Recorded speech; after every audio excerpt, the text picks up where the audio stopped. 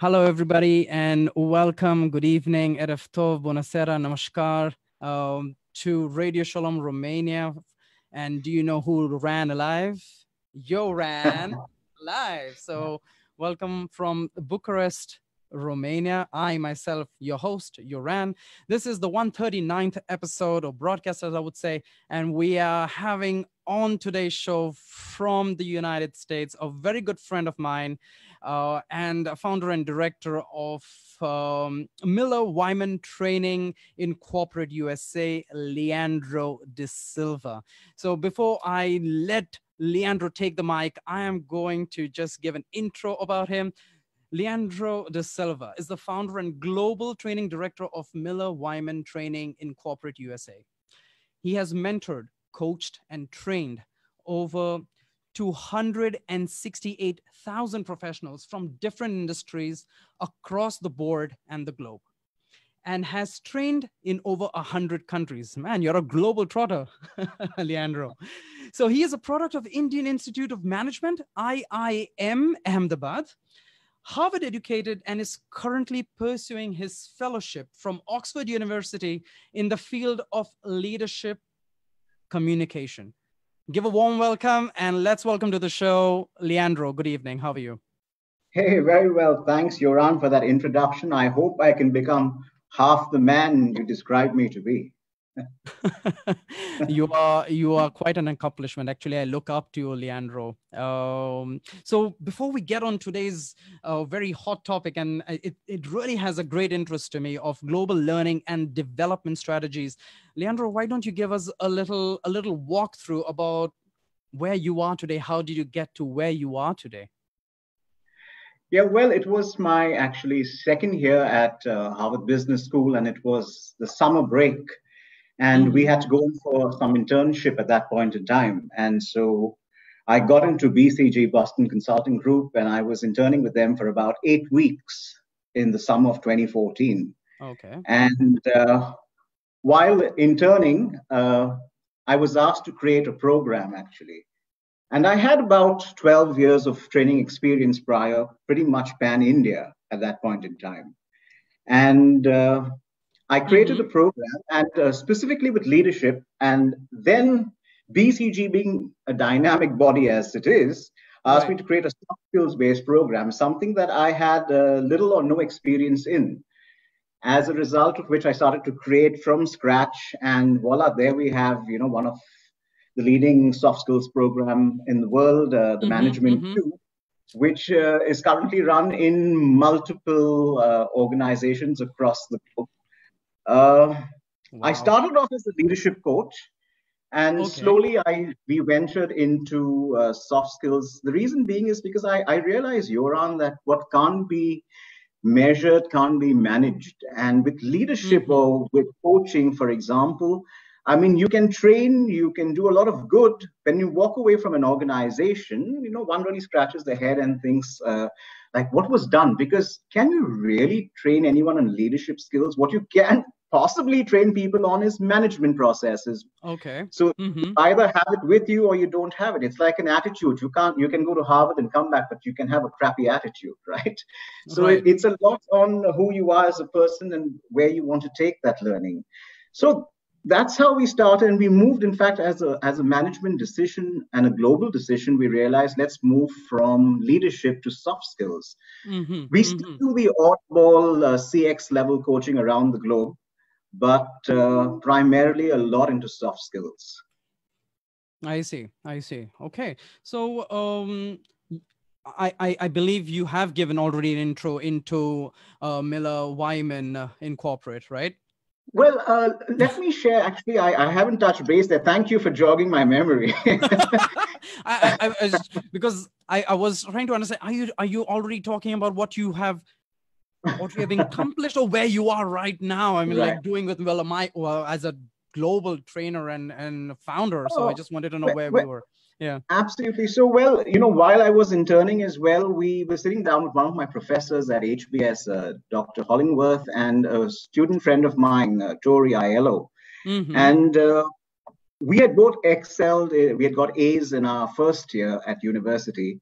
And Professor Hollingworth was pretty fond of the both of us. And he says, why don't you guys start, instead of going to work for someone else, come on, start something on your own. And I said, well, I don't come from a business family. Right, right.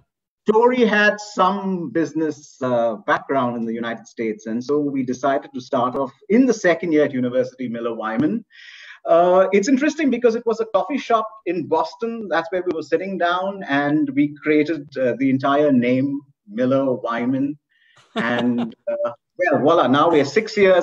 We registered it 6 years ago, exactly about 6 years ago. Mm-hmm. Let me put it like this. We are pretty nascent. However, with the collective experience that everyone brings to the table, we're close to about 50 to 60 years plus. Because Ted Hollingworth himself, in fact, was executive coach to 7 US presidents, right from Richard Nixon to Obama. I see. Yeah. And, well, the current one is difficult to train.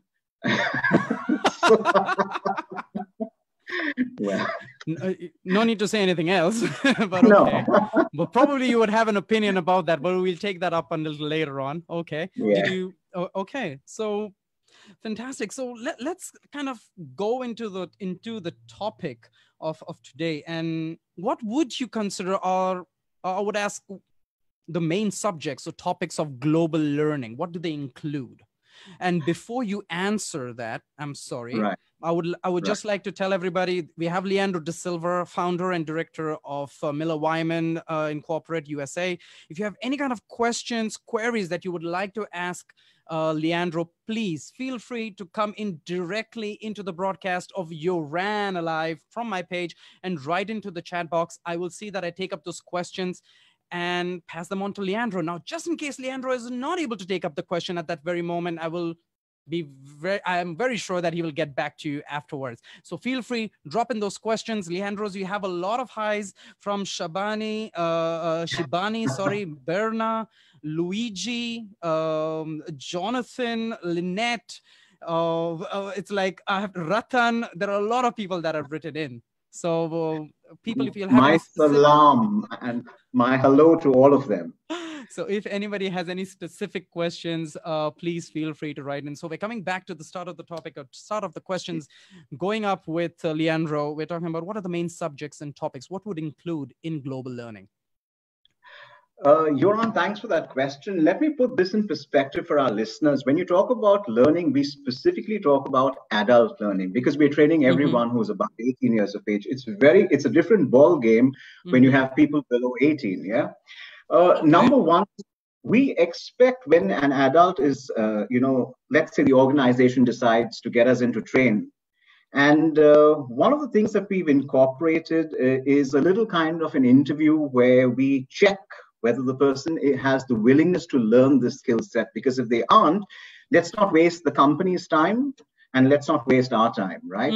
So we realize that to be an adult learner, one needs to be self-directed. Because if you can't be self-directed, it's very difficult. Very old saying, you can take a horse to the water for a drink, but the horse has to drink. Right. So another thing is I've seen with learning, especially adult learning, adults expect that the learning has to be pragmatic because they want to apply it easily. It needs to be applicable as soon as the course ends. So I think that is very important, of course. Yeah. So with all that money that's sorry, go ahead. Absolutely. And you have to also realize that some of the laws of adult learning, adults are babies in big bodies. So, as much... There's a child in each one of us. Grow up! Well, let the child stay.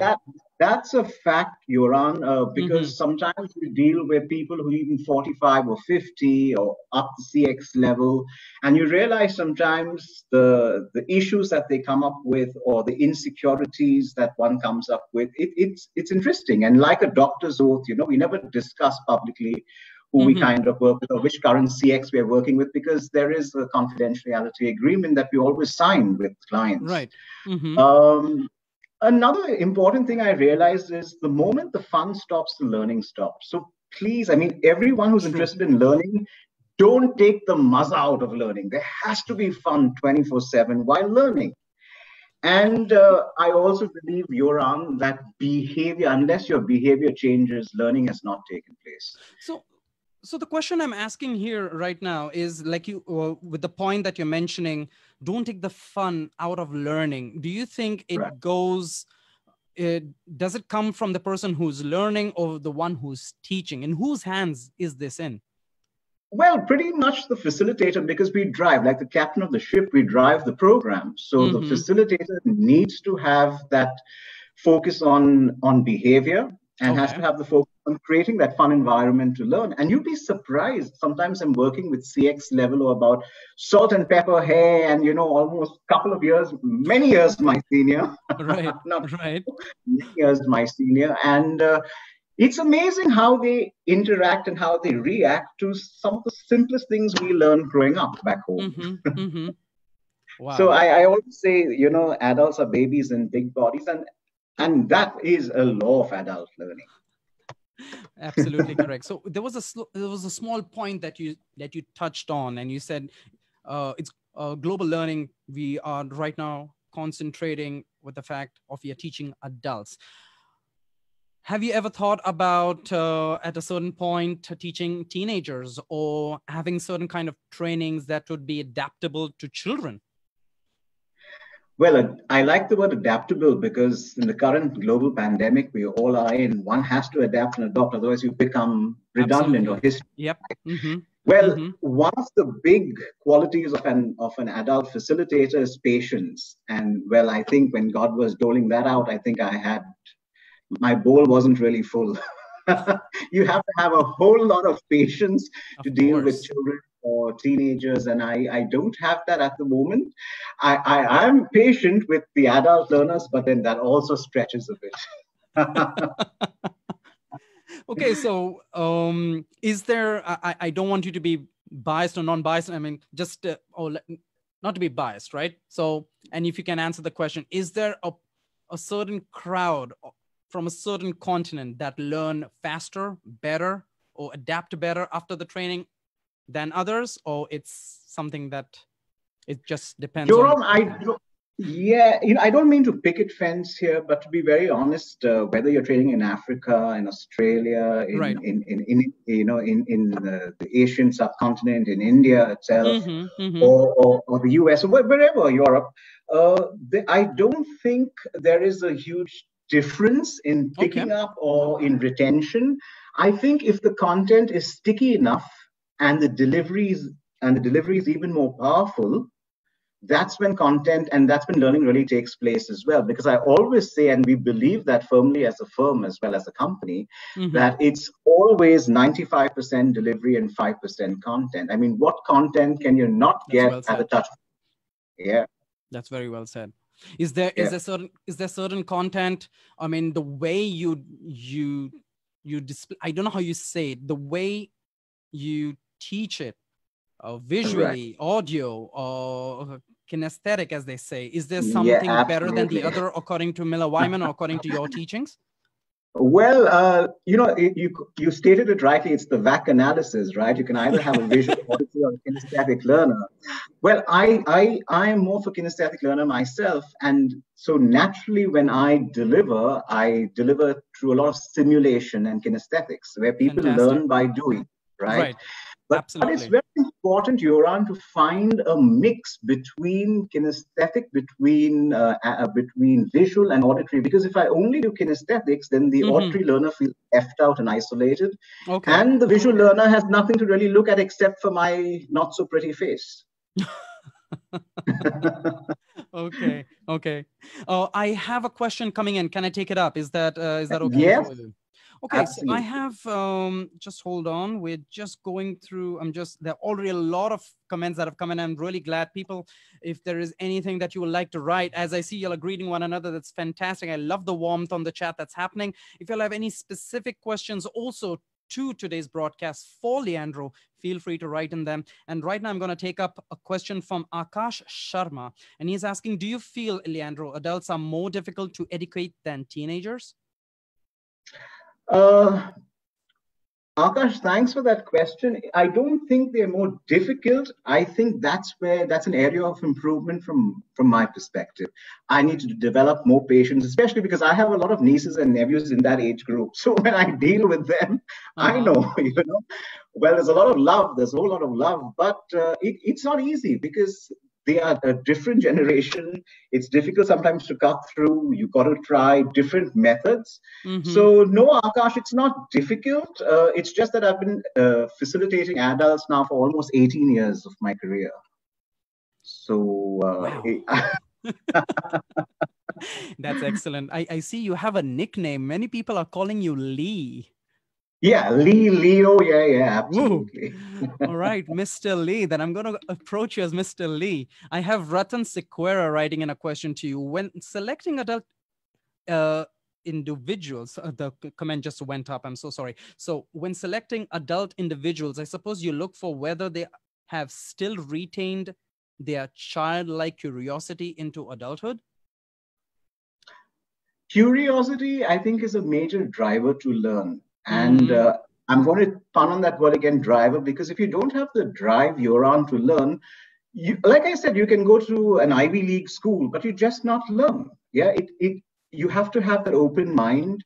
You have to have, apart from competence that you pick up, the whole idea is can you apply it, especially adult learners. If Mm-hmm. they Mm-hmm. feel that they can't apply it, you're wasting their time, and they will tell you, hey, I really didn't enjoy that session. And people are very upfront. They will tell you right away. Definitely. Yeah, very true. Very true. So, Ratan and Akash, thank you for asking the questions. If you think the question was not answered to your liking, please reframe the question once again and just write it down. I'll take it up again with Leo. But thanks so much for the contribution.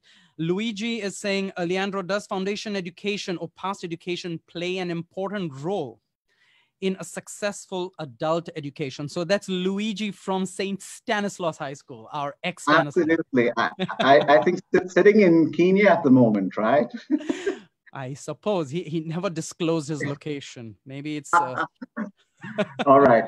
yeah. Yeah, Luigi, when you say a foundation or a base to learning, let's be honest, because I had a very base and a good education, a good foundation. When I say good, as per what we could well afford at that point in time, I was a product of St. Stanislaus and a product of St. Andrew's College. And lo and behold, then I went to the Narsi Monji Institute to do my first year of postgrad. Then I worked for a bit.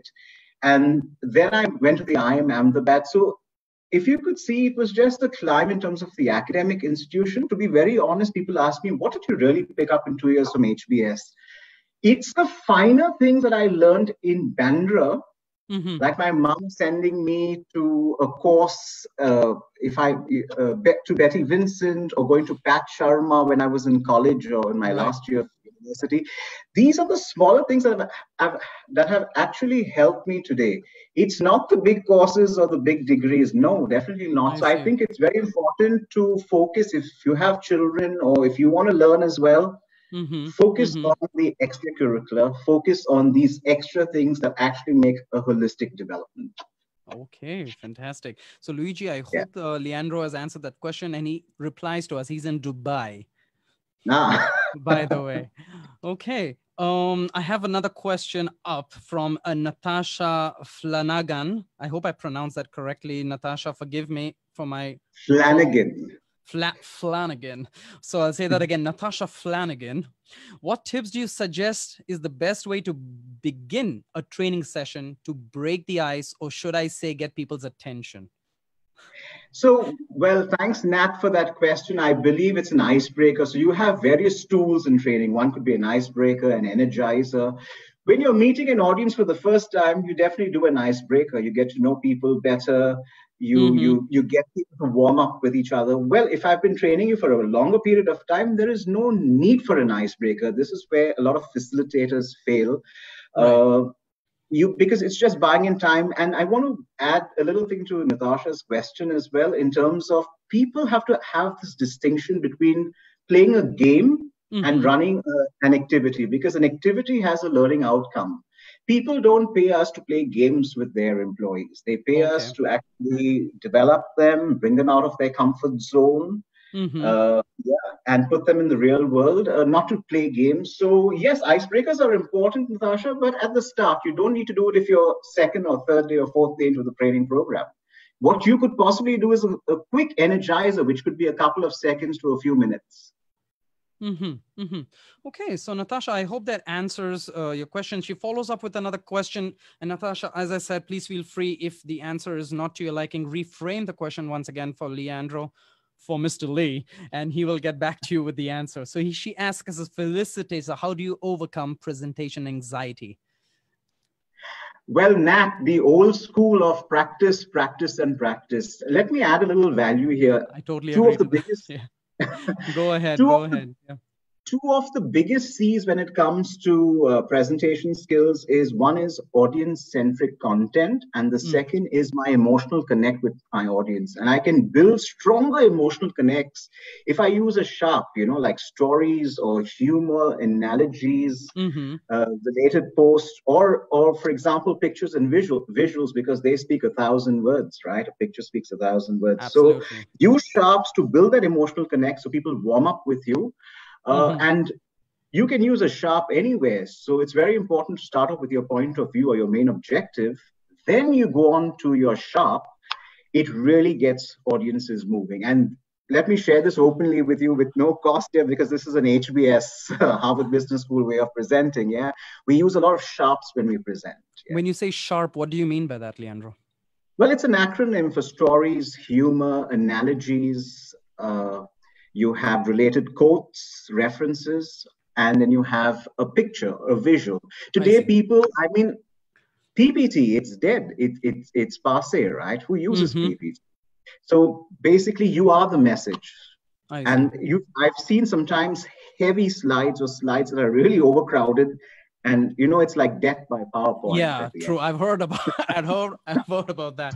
But I would again just say sorry to you and to the crowd if there are certain things, or to my ignorance, that I don't know certain short forms and words. Please forgive me. Just like with you, I am also learning with Leandro on this call. So bear my ignorance, Mr. Lee, as well. Thank you. Not at all, Yoran. As much as we learn from, you learn from me, I'd learn from you and from the audience. You're very kind, Leo. So we are live with Leandro D'Sylva from the States, and we're talking about global learning and development strategies. If you all have any kind of questions, do feel free to write into the broadcast from the chat of my page. You ran a live. That's where we're running live from. So Leandro, we were talking about global learning, right? So is there global, when you say global learning, is there any kind of a common ground that they stand upon across continents? Or is it different for different continents or different countries? Well, let me explain a base model to you. And so I think the listeners or the audience would understand this better then. What happens in the learning world, people very loosely use terms like coaching, counseling, consulting, teaching or training or facilitating or mentoring. So they say, oh, well, I mentored him, oh, I trained him, oh, I coached him, oh, I counseled him. And they use it almost like a synonym, but in reality, they are very different disciplines in the learning world. So one model I'd like to share with the audience here is the TAPS model, TAPS. So you have ask, you have tell, you have problem focused, and you have solution focused. Now, when I'm asking you around questions, I ask you questions, but I'm solution focused, and the answer must come from you. So what do you want to do about it? Where do you want to go? What resources do you need to move ahead? That's when I'm actually coaching you. Because when I coach you, I become a guide on the side. I don't, because what happens is no two brains are alike. I mean, this is brain-based coaching, right? For example, a lot of leaders come up to people and say, well, X can do it. Why can't you do it? Hello, really? Because X and Y don't think alike. Of course, absolutely. Yeah, and aren't the same, exactly. And there's a reason why. Go ahead. Sorry. And I was saying about ask and problem focused. So when you ask questions and you're focused on the problem, that's when you're actually counseling people. For example, if you go to the AA, so why did you start drinking, right? You go deep rooted into the issue. However, when you're problem focused and you tell them the solution, that's where the BCGs of the world come in, the ENYs of the world, the PwCs of the world come, and they're consulting. They come for top dollar. They say, what's the problem? This is the solution. And they move out. Yeah. Where do we come in? As a company, we come in as where we tell you how to do it, we show you how to do it, and we're solution focused. That's when we are teaching, training, or facilitating. Okay. Can I mentor you? No, because if I don't understand the technicality of broadcasting, I cannot mentor you, because mentoring is to do with career advancement. So I can mentor you with your soft skills because I'm supposedly an expert in that area. All right. Okay? Yeah. So Leandro, what am I lacking? What am I lacking? Well, you're on Poster Show. Please feel free to call in. Listening. So I'm not listening to you properly. Okay, so I need to listen to Leandro to understand what he's saying, not to reply to him, I suppose. Okay, that's well put. Probably because I'm kind of nervous as well, so as you can tell. So yeah, I need to improve on the listening skills. But fantastic. So Akash has written in again. Have you ever felt in the middle of a session that the audience has not got connected, and how do you overcome that? If an audience is not connected with me, I suppose maybe in between you kind of lost their attention. They're probably on their phone, or not really paying attention to what's going on, like me. Yoram, let me share this with did you say this was from Akash? Akash Sharma, yes. I think he's a very close buddy of yours. He has a lot of questions for you here. That's good, and I'm really glad. Thanks, Akash. Yeah. So Akash, Akash, let me share this with you. One of the reasons we started Miller Wymann is because we were a product of some very boring trainers and teachers as a part of our learning curve. Okay. So I realized when I start my own small little training company, it's a very small training company. And I said, we will be trainers who will facilitate with energy, enthusiasm. There's going to be fun in learning, follow every possible rule in the book and go above and beyond. I have to say, till date, I've not had in the 268,000 over the last 18 years, anyone to really tell me, oh, you're such a boring trainer, Leandro. If they did, I think I would shut shop. I try to keep the energy high, right? You see, I also come from a baseline theater. I used to do a little theater growing up in Bombay, Bandra, and so that helps you to keep the audience going because you understand dynamics, you understand a bit of psychology. We've studied that, right? Fantastic. Okay.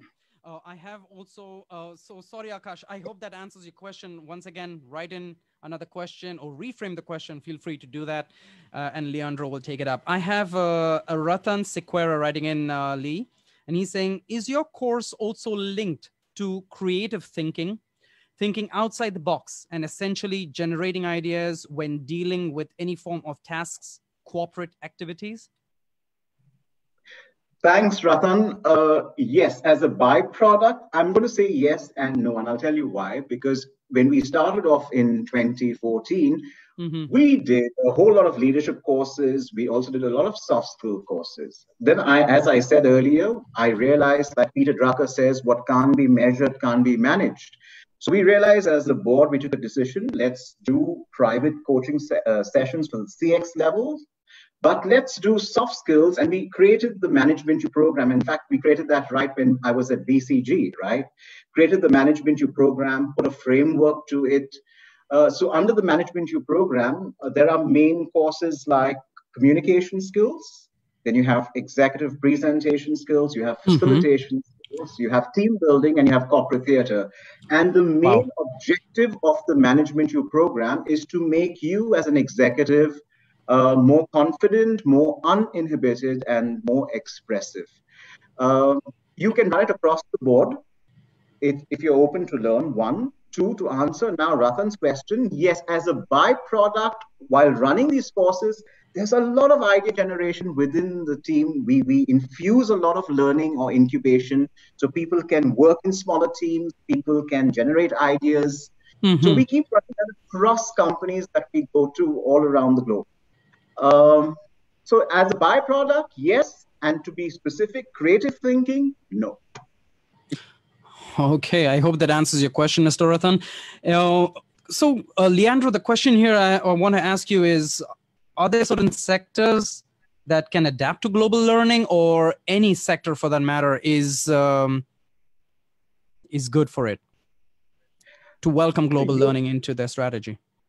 Right. Well, every sector. And I have to say, we also played smart here, because when it came to soft skills, everybody needed it across the board. So everybody needed to communicate a little better, whether it was the CX level or it was an individual contributor, right? Or a new joiner. Right. People needed to present more. People needed to get themselves more exposed when it came to facilitation, how to run a session or a meeting, or to work in teams, we put corporate theater as a piece. The reason being, I'll tell you, is because when you are communicating, when you're presenting, when you're facilitating or working in teams, you are you. So you are your own. But the moment I put you onto a platform and I give you a platform to perform, you actually play maybe another character. And it requires guts to play anyone else but yourself, right? Right. So, so it is applicable. Soft skills is applicable to various companies across the globe. Let me put this in perspective. You see, I want to share something here at this point in time. One model that really works, and this could work for everybody listening in, whether you come from the legal background, finance, HR, logistics, marketing, events, NGOs, you're an entrepreneur, whatever you do, you're in banking. Yeah. Never impacts. See, I always say the human brain views social danger with the same intensity as it views physical danger. Now let me put this in perspective. Right. So you're generally walking in the woods and you see this bear. What are you going to do? You're either going to stop or you're going to run. You're going to, flight or freeze, right? Flight or flight, yeah. Exactly, yeah. So you're going to actually either stand there and get mauled and become meat, or you're going to take the next U-turn and run for your life, yeah. Now, these factors I'm going to share with you, it's called the scarf. And whether it's your status, I will perhaps tell you about this part by part. So let's look at the first S, which is the status. Be careful when you're working with people, never impact their status, because people are so used to saying, well, it's us versus them, this versus that, right versus wrong, they versus us, and it just goes on. It's always a status game, the rich versus poor. And so is this like competition? Is it like competition, or? There's nothing wrong with competition, Yuran. It's important. It pushes you, drives you. But when people impact your status negatively, you constantly view them as a threat. The brain views it as a threat socially. So you move away from that person. So even though in future, if that person happens to be saying something for your benefit, right, you will always view that as a threat. As a threat. So as a threat, because the person has impacted your status in the past negatively. So status is one. The C stands for certainty. You see, the brain can deal with a certain amount of uncertainty. The moment there's too much of uncertainty, yeah, it's like driving me crazy, kind of. Right. Yeah. Yeah. I mean, look at it like this. Today in the COVID-19 world, let's say you have a slight temperature and then you realize you've got a bad throat.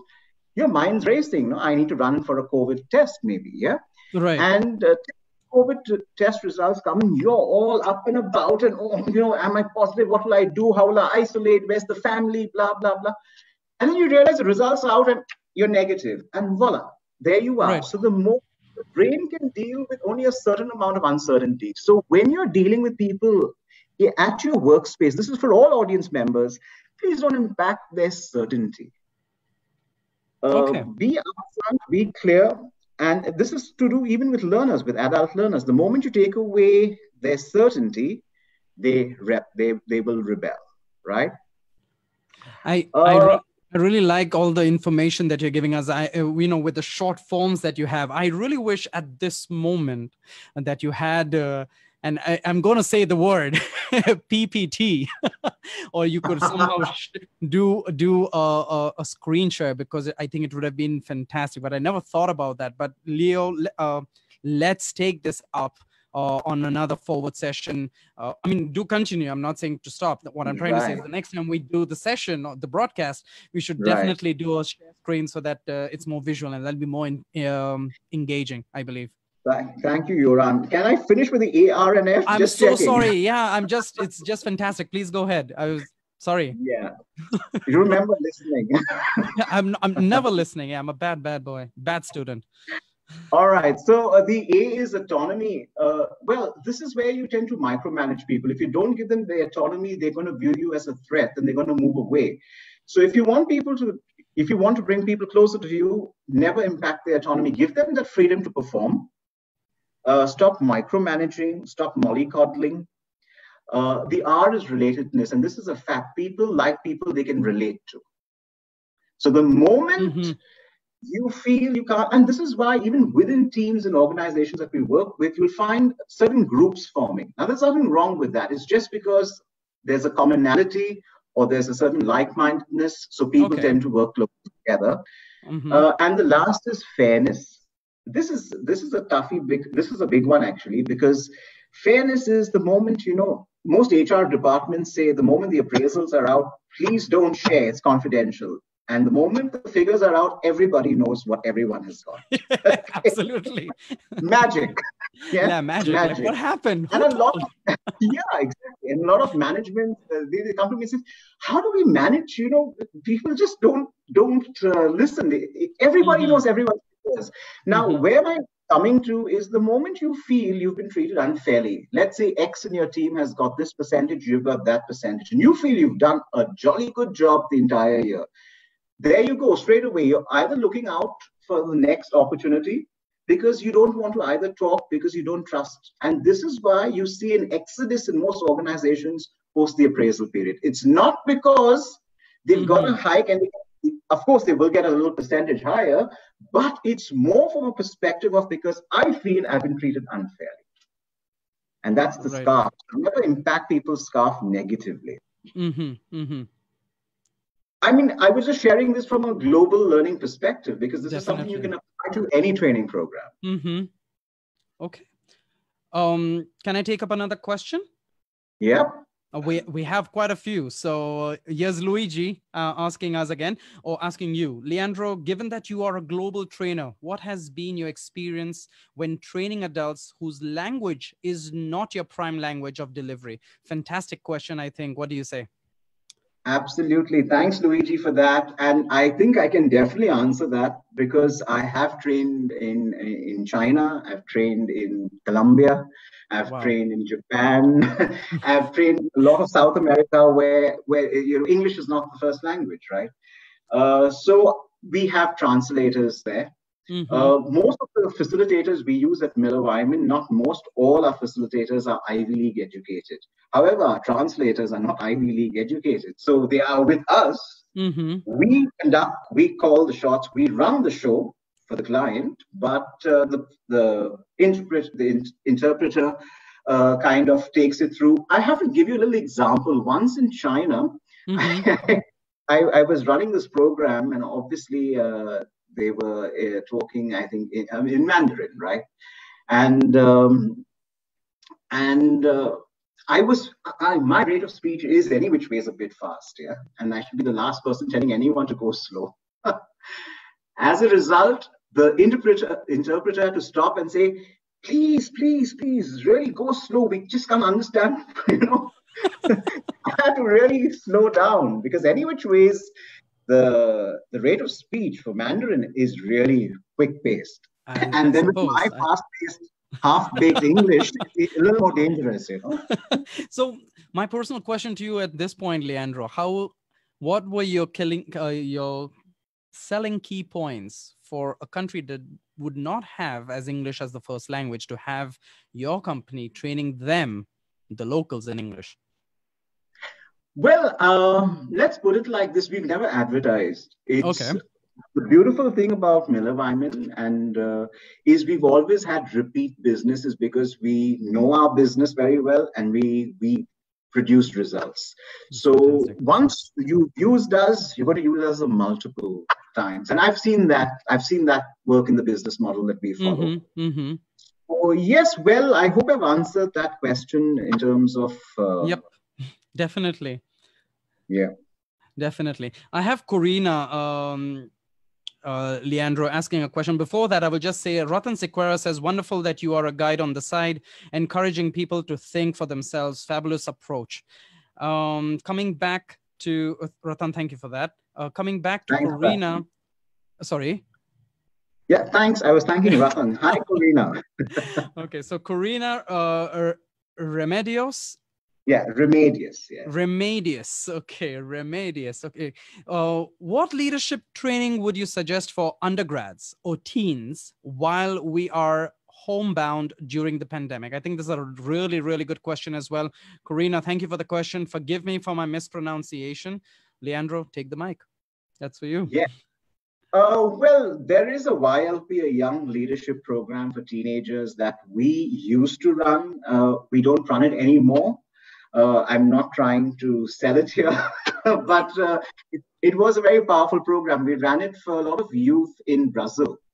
And I personally ran the program in South America. We don't do it anymore because we are primarily into soft skills and we get a lot of queries and calls for soft skills. Because I believe we're in an age of specialization. It's no longer, you can do this and this and this and this. Well, but to be very honest, we never chase money. We make sure that we are developing people along the way. And that's always... Of course, I think that's a fantastic approach. The money, I mean, we had this conversation before the broadcast, and you were saying like money will follow. Just believe in your passion, spread the knowledge, what you love doing. There's no prosthetic for an amputated, for an amputated drive, If you don't have that drive, there is no prosthetic for an amputated drive or spirit. If that's missing, you just don't go on, whatever you're doing in life. Yeah, that makes sense. That makes sense. Yeah. Fantastic. Jonathan F. Frere. Hi, Lee. How would you keep the team focused and back on track post-lunch? I think we took a similar question before. Sometimes the energizers don't seem to work. Right. So, Jonathan, thanks for the question. Thanks, Jonathan, for the question. Post-lunch is any facilitator's nightmare. Okay, let me start off by saying that because you generally, they all come in heavy depending which part of the world you're training in. If it's closer home, then it's that lovely lentil and rice and sabji. Yeah, it gets heavy. So if you don't want to run an energizer, what you can do is start off by actually doing a quick role play. I believe role plays work a lot. So I would set my agenda and say, Jonathan, that if I knew I was doing theory in the first part, post lunch, I would do activity. What we do is ABL, right? Activity-based learning. You would keep them up and about the place, and you'd be surprised how adults love. I've worked with some vice presidents who they're like little babies running around, and I'm thinking, oh my gosh, I thought this activity would never work. But it just worked well. Not all the time. Sometimes it works, sometimes it just falls flat. Yeah, that's how you learn. One of the biggest, one of the big qualities of a facilitator is a lifelong learner. We don't know it all. We're not perfect. We keep learning as we facilitate as well. Right. Okay. I want you to look up to your messenger if you have the moment to do that, because I've put a certain question there, so I don't want to bring it up. But till then, I will take it up from Jonathan D'Souza that's asking you the question. In the current scenario, any pointers for keeping your team motivated at work? Keeping my team motivated at work. Thank you, Jonathan. That was from Jonathan, right? Jonathan D'Souza. Absolutely. Right. I'm just trying to pull this up here. No worry. By the way, also tell me, I don't know how many people do work for Miller Wyman, by the way. Well, we have almost 100 odd trainers on board. To be a Miller Wyman facilitator, you have to be Ivy League educated. So you either have to be Harvard educated or damn it. Yeah, to UPenn or Wharton or Yale. That's the USP that we use, and we really stuck with that. I see. How many do we have? But I have to say, the business model is such, and I'm open to share that. We all of them are consultants with us. So let's say there's a program that drops up in London, and this facilitator would get to London, run the program, and that's it. So we're constantly signing up deals, but you have to be Ivy League educated to be a facilitator at Miller Wymann, and then you have to go through our facilitation skills program to actually facilitate the way we do it with activity-based learning. Right. Yes, and about the new hairstyle, yes, absolutely, yes. I don't know what the hell. You have no idea what's happening on the chat here. I'm like, what the hell is wrong with these people? But I see that it's a fun-loving, absolutely family crowd. And thank you. Yes, absolutely, family and friends. Thank you. Yeah, that's from Desiree. Yes. So Desiree is asking, Akash is asking. I don't know. People were really very curious. Like, Leandro, are you okay? Like it was that serious of a question, and they're saying you had I must say, I generally have spikes, but now with the lockdown and everything, I haven't gone to a barber. As a result, it's growing very free and very wild, much to my liking. So I had to really tone it down. Yeah, that's how they toned it down here as well. If you go through the chat, they seem to call you Mohan Bhai at the moment with the kind of hairstyle you have. And I'm like, wow. I was like, okay, I think you have a great energetic crowd, and I'm really glad about that. Thanks for joining in, guys. I didn't want to bring the question up until Leandro would take that up from his end. So thanks for that anyway. Let me just scroll down. It's like Akash is asking me, please ask him about the haircut. I was like, they're not leaving me about it. We are being ignored. Not fair. This is what Desiree is saying. It's not a haircut. It's just... I can't believe these. Anyway, fantastic. It's gel gone wrong. So I don't know if, hold on. Desiree is asking, Yoran, please ask Lee how he would train his friends. How would he get us to focus? That's where adult facilitation comes in. I'm never going to train family and friends. So thank you, but no thank you. There you go. So guys, family stays family and children stay children. So, and friends stay friends. So just stay there. Absolutely. And, hold on. Okay, fantastic. Let's take on another question. So let's move on to a development strategy. So how would you define it? And how many types are there? See, when you talk about a development strategy, first of all, you got to always focus on one major thing. You see, a lot of trainers, Yoran, they want to either hint, they suggest, they tell, they demand, they request. Right. It's a lot of, can you do that? Do that. Or don't you think you can do that? It's all of that, right? It's always driving something. Okay. I wish a lot of facilitators and world-class facilitators would actually move from driving to developing actually people, where you understand what is the impasse. An impasse is a block, is a mental block. So how can I move Yoran from an impasse into an insight, from an insight into action, because I want you to do it repeatedly. And by this repetitive action, it slowly becomes a habit. Okay. So the whole idea of great programs is moving from an impasse into an insight. Okay, this is what I can do. And this insight comes from the coachee or trainee themselves, not from the trainer. I may have 1,000 things planned for you, but what does Yoran want to improve? Okay. Because Yoran will be more kicked about improving something that he decides will really help him, not what Leandro decides for him or a training company decides for him. Okay. And which would you say would be the most effective strategies? I think the whole idea of impasse to insight, insight to action, action to habit is to continuously do it. See, a lot of people think, how many days, it takes about 21 days to build a habit, but I was just breaking, it's a myth. Yeah, it's a myth. It doesn't take 20 days. It takes anywhere between 18 to 254 days to create a new habit. And in fact, how did you come up with the number? Sorry, come again? My bad. It takes around 18 to 254 days to actually build a habit. Now, let me share this data with you. It's taken from Cybernetics, Psycho-Cybernetics, a book by, I think, Malcolm Maltz, if I'm not mistaken. And well, he was a psychoanalyst and a doctor, Mm-hmm. and he realized that he was doing some research, and it took his patients and it took himself about 21 days to actually create mental maps, new mental maps.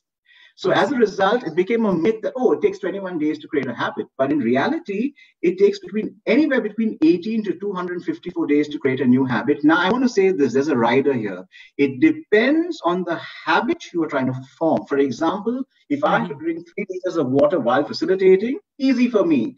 Ask me to do 10 push-ups, I'm sorry, it will take more than 254 days. Okay. Yeah. Right. So it depends on who's trying to form the habit and what habit they're trying to form. But it takes 66 days to change one behavior, to make it what you call uh, a new map. Right. I just think 21 days is very convincing for most, right? Oh, it's Yeah. shorter than a month. So it's we're No. probably it's a kind of selling technique, maybe being very frank. And also, today's, how you say, focus span of a human is very short. So, oh, it's less than a month. Oh, I can do that for less than a month and form a new habit. So probably that's how it comes to 21 days. And probably if you're really Johan, determined, you we can manage. Johan, we live in an attention economy, right? Right. Right. Mindsets of attention spans are very limited. For example, why are TED Talks 18 to 20 minutes? It's Mm-hmm. because after 18 minutes, your prefrontal cortex is any which way is fussy. It Yeah. can't take in more thoughts and ideas, There you and go. then it just becomes, information overload. Like, Mm-hmm. please Mm-hmm. release me. Yeah. Yeah, true. I have Corina Remedios asking another question. First of all, she says thank you for answering her before. And she asks and is curious about if you have any online trainings or online training programs, I suppose. Corina, we don't have online training courses. Let me put this in perspective. I have always traveled around training. With the pandemic, you pretty much go centralized, right? Everything's Mm-hmm. gone virtual today. So for 18 years, I've never trained virtually. I had to adapt and adopt. Otherwise, one is you're just out of business. You become history, right? So virtually, we Absolutely. do programs for companies and clients that have a setup within themselves, but Mm-hmm. we don't offer any online courses. Miller Wyman has no online courses, and we don't plan to. So no online courses. So with the current situation, how do you plan And to I'll adapt? tell you why. No, I'll tell you why. Okay. We Mm-hmm. don't run online courses. The reason being is because with soft skills, you need to have the physical connect and contact. If that is missing, the training just goes for a toss. Now, well, with certain companies, you've already set up a long training program, right? And the show must go on. I, for one, believe the show has to go on, right? Mm-hmm. So you adapt and you adopt. Otherwise, like I said, the show doesn't go on if you stop training. So we started using Google Classrooms, whether it's Skype for Business, Microsoft Teams, using various tools Mm-hmm. and technology further the training, but that is company specific within certain companies. We don't do any on our own platform, and we Right. don't Right. even plan to. I I I I really hope, first of all, that the pandemic really we just go over this situation, this phase that we're Right, going through. Because with right, what you're saying, I will totally second that. You need to have face-to-face interaction. This is not something that you right. can do through Absolutely. online. I mean, through a It's distance. very You need a impersonal, human Yora. contact. You need to. Yeah, Sorry. it's very impersonal, especially with Yeah. soft skills. Absolutely, absolutely. Yeah. So, but just to touch the topic, so let's say this is going to go on for a while. How are you planning to sustain with the company, or if you Well, want to we answer that? I mean, absolutely. Well, we were 4 months into the pandemic, and by the grace of God, mm-hmm. we've been doing fairly well for ourselves. We're okay. We're Good to hear. comfortable. Let's put it like that. Yeah. Uh-huh. Okay. Okay. Yeah. Well, I fingers crossed, man, and I really hope that it continue. I really love what you guys are doing, and that y'all can really go ahead and do more. That's fantastic. Thank you, Um, Yura. Always, man. So I have Natasha coming in with another question. Lee, would you ever consider offering training modules on an online training portal? I think you already answered that. Do you think it is an effective method of training? Natasha, I think Lee already took that answer or question on board, right? Yeah. Okay. Um, so yeah, so that she said he answered my question. So she says, thank you. Um, so when I'm asking about development strategies, yeah. So which areas of our lives do you think they're most useful for? Well, Joran, when it comes to soft skills, at any level across the board, it can be used. For example, very recently, I was coaching a CX level person with an oil company. And I mean, he's been in business for 40 years, but he needed to do a very high level presentation. And so that's when we were called in to help him with simple things like tonal quality, because it was cross cultural. Based in the Middle East, he was presenting to the Japanese. I see. And we had to work from a cultural perspective with him in terms of tone, in terms of neutralization, in terms of delivery, and connect. It worked well. So it goes across. When you look at development strategies for soft skills, it goes beyond all borders. I mean, it doesn't stop anyway. This is why, as a board decision in 2015 and 2016, early 2016, we took a call that we will do private CX coaching, leadership coaching, but we'll focus heavily on soft skills, because that's where, from the CX level to the most junior employee, everybody needs to brush up on their soft skills. Okay, good. Thanks for mentioning that, Leo. That's really nice. So I'm just trying to see if we have any other question coming up. I wanted everybody, Akash, thank you so much for the compliment. I just want to see if you have any other questions. Just that you'll know, guys, I'm live with Leandro D'Sylva. He's a very good schoolmate of mine. We go back to St. Stanislaus from Bandra, born for greater things, as you can see. Mr. D'Sylva, or Mr. Lee, as you'll know him, founder and director of Miller Wymann Incorporate USA. So that's really fantastic. If you'll have any more questions, definitely write them in. We have a couple of more minutes going in. So just in case the live is over, the live feed is done, don't worry. Remember that the broadcast will still be on my page, You Ran Alive, and you can definitely come and visit. Leo is tagged on the page, and you can also reach out to him personally from there. I was going to take up a couple of questions, but I see Luigi has asked another one here.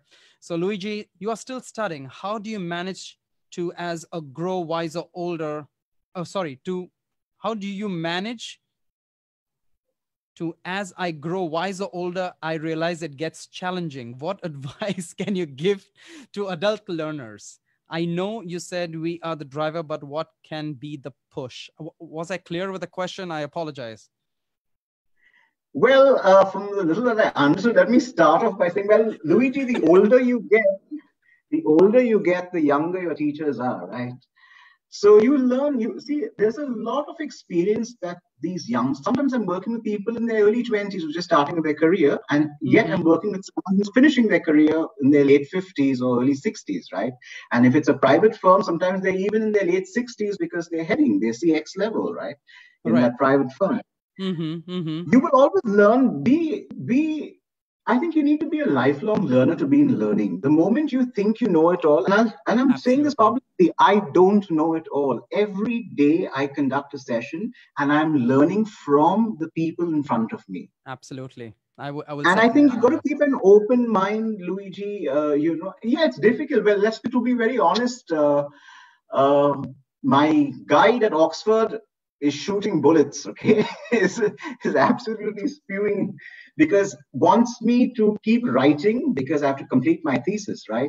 And it's already pushed back because now of this pandemic and things like that. But I have to focus on training. Right. Currently, I have 720 students that I'm consulting with and training. 720 students currently. At the same time, I have to finish with my thesis because I need to keep sending every 3 weeks information and writing to my guide. And he's not very happy with me. He says, you need to push. And so it's tough, Luigi, to manage. I can understand. And with a family and with a child as well, it's difficult. So for me, I'm a little free on that end right now. Wow. Well, I will take up on that point where you said that, every day you're learning. And I think everybody knows something that you don't. So even as a trainer, and I've also been a little trainer, like I was a trainer for a year for whatever.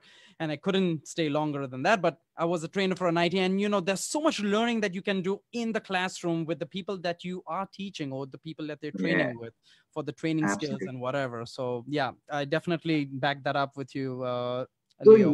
Yoran, if I may add, a lot of people come with a lot of past experience. As a good facilitator, you need to pull out from their past experience. Well, leverage from that. There you go. Even on this broadcast, you see, if people are listening in and you are here, I'm doing broadcasts on various topics, people that have the passion and want to share that information. I don't have all the answers to every topic that has been taken up on the broadcast, but I so enjoy learning even from that hour. And there are so many people that are learning, listening in, tuning in. So I think that's a good motivation for me, I think. So yeah. But thanks a lot, Leo. So I have Abhishek asking in, hi, Leo, which book would you suggest for someone who wants to brush up his communication skills from a rookie, like a rookie's point of view? Well, to start off with, please join the Miller Wymann course. Definitely give us a link on the broadcast, so that'll be really good. Or send it to me and I'll post it in, yeah? No, is Abhishek talking about what, written communication? Is it verbal? So is Abhishek, it email application? So Abhishek Srivastav, if you can define your question a little more and make it a little more specific, that will be helpful for Leo. If you can do that, I would appreciate that. You want to continue with his question, or you want me to take up another question ahead? We are over the hour, but it's fine. We have the time, and we have inquisitive people watching with us as we speak. So what would you like? We have lifelong learners. Yeah, there we go. So Akash Sharma is asking, what would be a suggestion for the new generation working in corporate world? Listen. Listen. Suno, mere bhai, suno. Keep your ears open. Okay, fantastic. One word answer now coming from the guru. Okay. Kevin Michael Miranda has asked, hi, Leandro. Given the current COVID situation, most teenagers, college students are uncertain about their future. Your advice to them? Well, let me put this in this perspective, Kevin. I think they need to be engaged on all levels. I guess when you're a teenager, you know, it's either this all day, yeah, or it's their head just buried into their phone, and that it is what it is, right? So one is, apart from either online learning, I mean, what other facets would you want them to develop? Would you want, for example, I tell you what works for me, and I'm of course not a teenager, but I'm far from that. Right. But the whole idea is, are you developing various facets? For example, spiritual side of the teenager, the curiosity. Are you trying to get them into a hobby class or skill online? Or maybe a new language if they like linguistics, or maybe just brush up on their current, because there's much you can do. I'm sorry, let me rephrase that. There's much that you can do virtually. It all depends on what floats your children's boats. Exactly. This is a very good point. Yeah, I think at this point, sorry, did you finish, Leo? Yeah, So what I wanted to also continue saying, Mr. Kevin, I think also it's very important to listen in, tune in, spend that time with your child. And that's the moment when you will at least get to understand where he wants to go with it. I think that's totally important. And I think just don't stress with it, but move with it. I think that would give time, not pressure, in order to open that mind up. Fantastic. Mr. Kevin, if you have another question, please feel free, write it in, reframe the question, ask a different question, and I will take it up with Mr. Leo, Mr. Lee, as I call him. Jonathan is asking once again, thank you, Lee. What's the best feedback technique one can use on an employee who needs overall improvement, be it attitude or skill? Thanks, Jonathan. Jonathan, when you talk about employees, there are the two big C's. One is competence, and the other is, so let's put it like this, there's application and there's ability. So my ability is my skill set, right? And my Mhm. application is my motivation and will to apply that skill set. In an organization, you're going to find people high on ability and high on application. These are the people you want to hire. They are your star performers. They are your A Mhm. players. Mhm. But the market is not always full of A players. You're going to get people who are low on ability and low on application. These are the blockers. This is a Right. hiring problem. And if they are in your company currently, then it's an HR issue. I see. Okay. Because they shouldn't have been hired in the first place, right? I want to say this as well. Not everybody can learn. Not everyone is open to learning. Not everyone can learn. Um, Even I though you mean, take a different approach, it won't change. Or it's the field of what they're doing. Like no, somebody is doing sales just because the money is good, but they don't want to really learn. They just want the money. So is that what it that's means? one Right. aspect. What I was talking about more from this perspective is everyone can't be trained. A lot of organizations will invest and say, oh, so they become prisoners of the HR department. Oh, they have to just run to this workshop, and they go sometimes to the menu and the venue. Yeah. But the learning takes the backseat, which is Right. actually primary importance. Mm-hmm. I wanted to finish with Jonathan's question. Then you have Please. people who have the ability, high on ability, low on application. So they have the skills, but they're, high on ability, low on application. They just don't apply. These are coasters. They're lazy. And finally, you have people low on ability, but high on application. When you throw in a Mm-hmm. job, they have, I'll do it. And say, oh my gosh, please don't say yes because I have to micromanage and I'll have to do the job myself. Yeah. So you're going to get all these four types. Now, as a leader, when you're giving feedback, also you'll realize there's either motivational, there's developmental, or there's direct feedback. A Mm-hmm. lot of trainers shy away from giving direct feedback. Sometimes you have to call a spade and not a shovel. You have to Yeah. know when to tell the cat. And people may like it or lump it, but you have to tell them, especially adult learners, you need to tell them when something's not going right. Fantastic. That's Yeah. very well said, Leo. Thank you for that. I hope that answers Jonathan's question. Natasha is asking once again, what's one main development objective you would assign a newly promoted, leader or manager? One main development objective. Observation. And I'll say why. Because a lot of people get into and I've dealt with issues like these. They get into a high performing role, and then sometimes I'm assigned to coach them, or I've been asked to coach them or mentor them, Okay.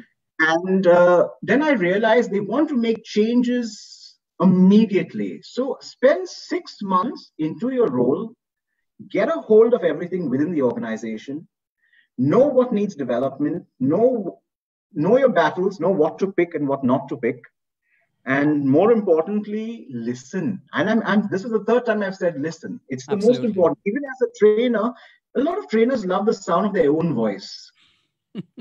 You should speak Mhm. less and listen more, Listen even when more. you facilitate. Yes. Yeah.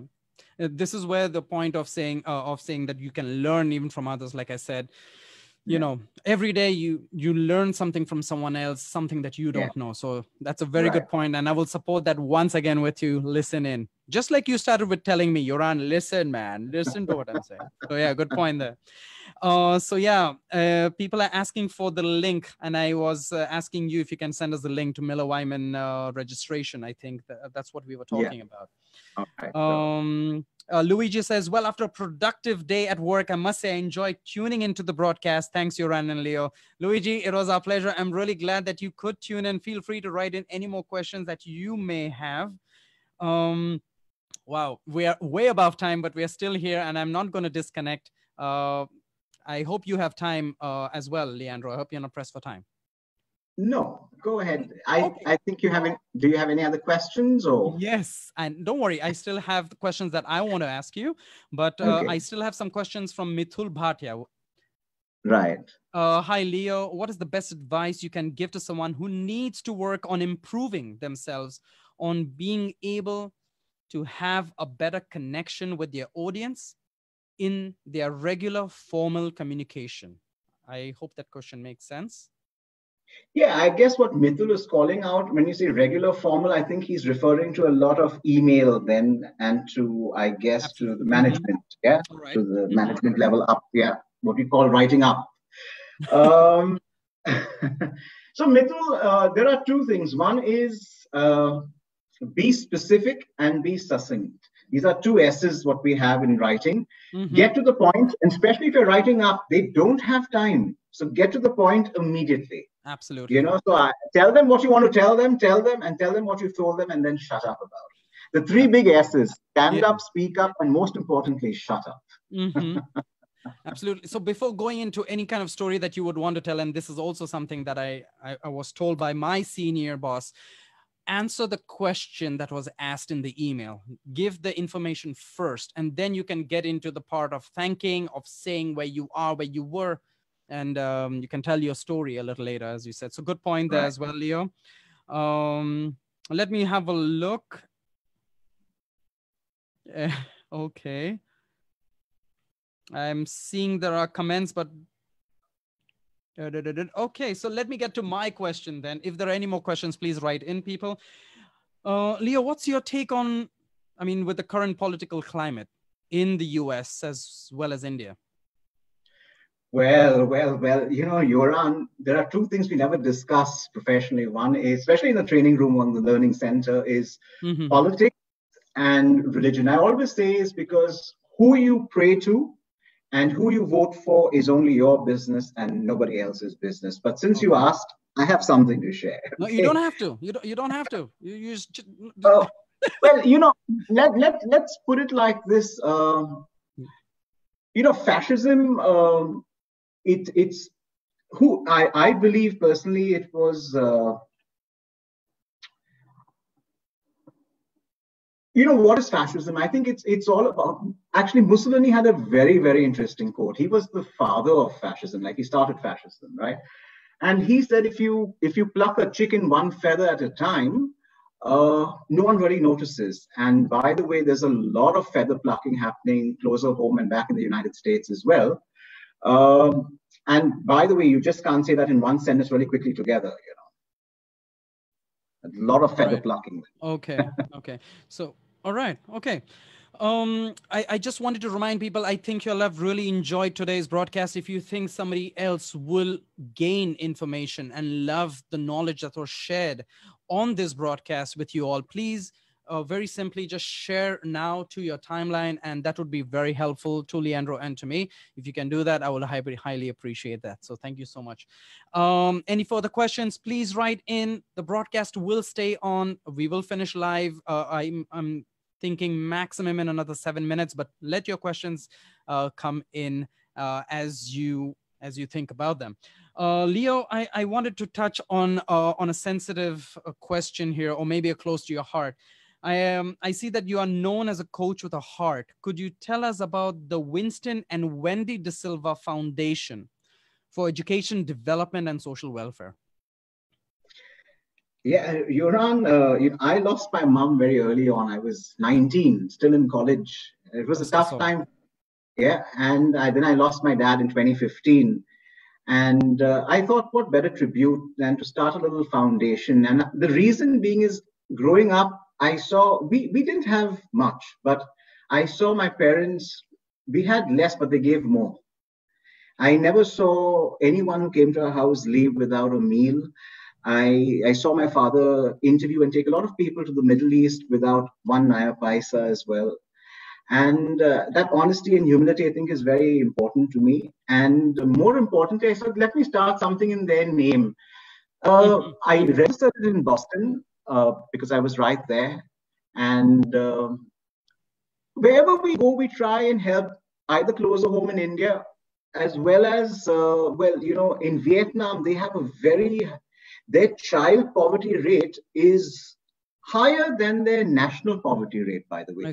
It was about 65.2 at one point in time. It's dropped now to about a 27.6%. Having said that, we've reached out. So what we do is we've picked up 10 children, Vietnamese children, from an NGO, and we are educating them. It's not merely in money, but from our coaches and our training, we are working with them. Even we've tied up with at the SADC in Botswana, the South African Development Corporation,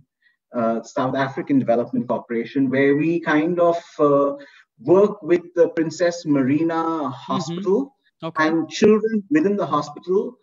At the same time, I've done some work even in the US with there are more African American children in juvenile or detention than in schools, and that's a very sad. That's the truth, and it's a very sad sight and plight, in fact. So we try and reach out there as well. Small initiatives, but we make sure that we reach out to the right sources and to the meaningful ones where we can see it translate into something. So keeping this initiative in mind, we've trained over 1,000 economically backward children globally. Wow, that's fantastic. That's fantastic. Yeah. I may have missed out, but are you open to donations, or how does it work if somebody wants to contribute? Is there a website? No. We don't open it to donations. It's purely from the earnings. Whatever we get, we share. Like, a couple of times wherever I'm training as well, I ensure that I get the kids involved there in that initiative as well, right? Just from their perspective. And I always tell them the blessings are for theirs, are theirs for the keeping, rather. Okay. Yeah. So I see that we still have curious minds with curious questions. Nihal Fernandez is asking, hey, Nihal. What's the role of learning and development in furthering the cause of inclusion in the workspace or in the workplace? Absolutely. You see a lot of these MDPs coming up, these management development programs, either the IIMs or even HBS has that.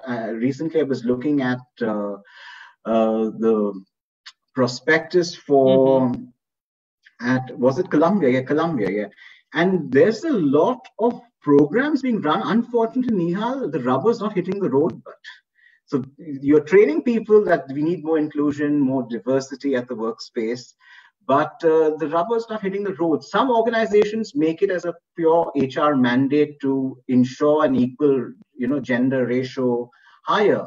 But many organizations, no, they'll have women empowerment programs as well, but nothing really comes out of it. So that's why I say the rubber has to hit the road. And the rubber's not hitting the road. Do you have any suggestions of how that rubber can burn on the road?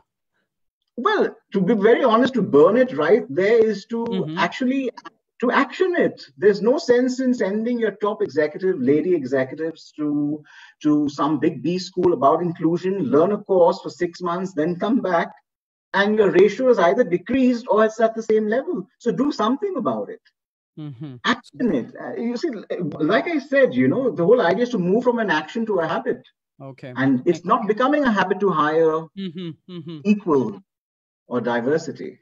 Okay. So Nihal, I hope that answers your question. Feel free to reframe, write another question in, and I'll take it up as well. Desiree is asking, any tips on time management during training?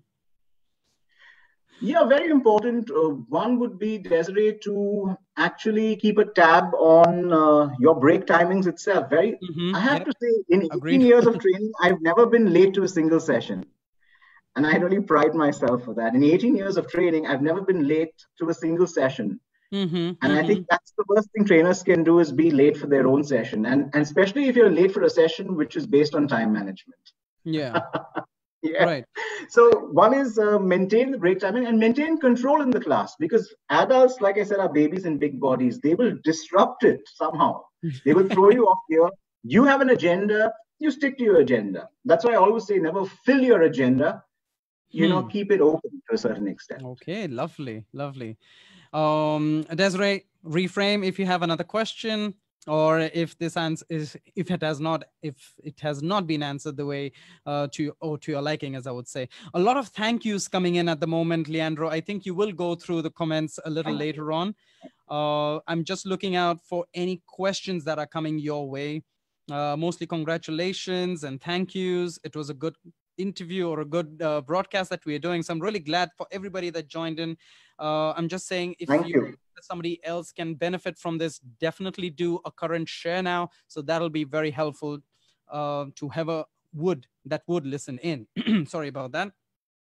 Corina's asked, I'll take in another question, I think. So Corina is saying, Leo, what do you suggest to people who have high ability and low communication skills?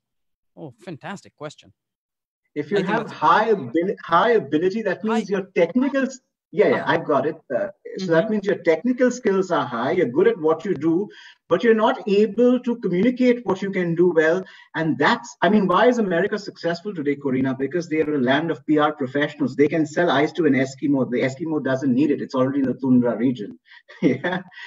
So you need to shape up then, because what happens is, if you're not able to sell yourself or communicate, when I say sell yourself, it's not to oversell or to lick boot, but it's to actually put on a platform very clearly what you can do and what you can't do in a confident and an uninhibited manner. And if people are good at their job but can't tell people what they're doing, growth becomes a problem. And you see that in organizations today. It's the people who can not oversell themselves, but actually can get their message across in the right manner, are able to move mountains. Okay. So Nihal has come back. I'm taking this again because it's a retail. It's connected to the question that he asked before. Anything you have seen that works? When we talked about inclusion, diversity, right? Yep, that was the one. So that will be the last. Nihal, I have seen where women leaders, for example, certain companies have strong women leaders, and they actually not only go to the course, they run it, and they ensure by the end of Mend or Quend, they are showing numbers in terms of growth, in terms of women being hired to the workplace, diversity, whether it is sexual diversity, whether it is gender diversity, racial, whatever, right? So there are, and I see this from women leaders, not so much from, there are many men folk I've worked with, many men, gentlemen who have actually furthered the cause of women in the workplace, but not many that I've known or worked with. Yet there are many who push for diversity. Okay, so with that, I will want to just ask Leo if he has any final words of wisdom to our listeners before we close the call for this evening, the broadcast. Never stop learning. Keep learning. You can learn from anyone. So keep learning. That's fantastic. Leo, thank you so much for coming on the broadcast. I My pleasure. Enjoyed the broadcast with you, and I hope the rest of you that are tuned in have also as well. I'm really hoping, Leo, that you will come once again and we will take up another topic or any other thing that you're passionate about that you would like to share knowledge with us on the broadcast. Yeah. So thank you. I will wish you a good rest of the day, good rest of the week. And thank you. Thank you so much for coming on. Shalom. Sorry, come again? Shalom. Yes, shalom. Absolutely. So I'll wish everybody lehitraot, which is goodbye, fir milenge, la revedere in Romanian, and see you soon in English. So till then, take care and have a great evening. We'll see you once again on your Ran Alive with another broadcast. See you, Ran. Bye-bye. Bye, Leo. Ciao.